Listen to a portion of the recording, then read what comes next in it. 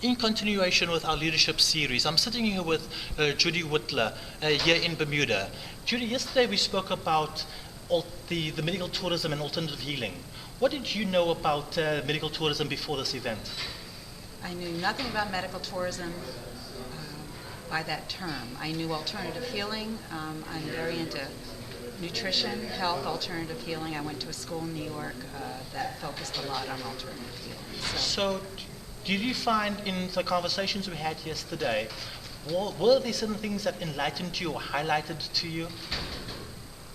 Yes, the fact that the costs were so drastically different than in the U.S. The fact that that opportunity was available to people in the U.S. that I never knew that opportunity was there, and that also that sometimes the care is better for less costs. So how do you feel our healthcare system, we rank number 38 according to the World Health Organization.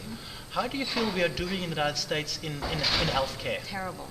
Terrible, but I think it's because it's run by pharmaceutical companies and that we all want a quick fix with a pill, and we have no patience or no tolerance for any difficulty or struggle because we're basically told we're all supposed to be happy all the time, and people just want that. So I think that because of that instant gratification without any hard work, and I think that that has caused a huge problem in our health care system and with our health. And so you involved in the long-term care industry. So what tweaks do you feel you can make? The tweaks I make, I think, I am very focused on food and nutrition. So I do that as a passion outside of my work.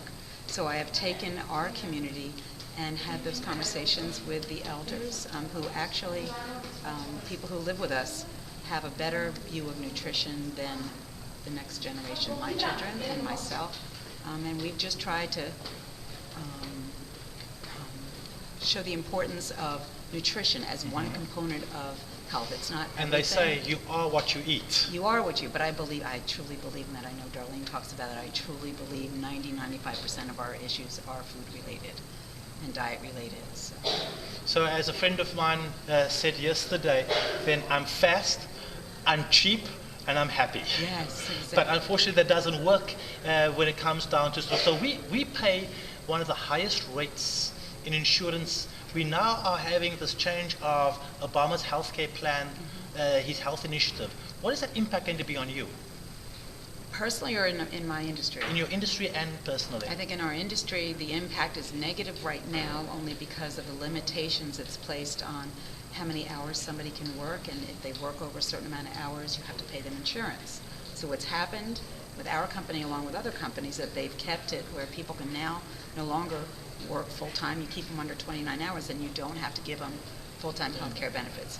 Not that we don't want to, but because the benefits are so extremely expensive for us as a company, it's very difficult to give that to everybody else. So again, we're going to continue being creative in looking at how we bring people along. So you are a leader in your organization. What are the things that came across today to you in leadership? I'm very into the personal stories, and I think people's personal stories, if you take out for a moment the industry and what we do for work, I think our own personal struggles as we are growing up really play into our strengths or not as leaders in our organization. So a lot of my adversities that I've had throughout my life have only helped me become a leader, and I am one, as you talked about, that never thought of myself as a leader. I happen to be lucky and meet a mentor that recognized things in myself that I didn't recognize and brought out those qualities that she had always said were always there. I just didn't view myself that way.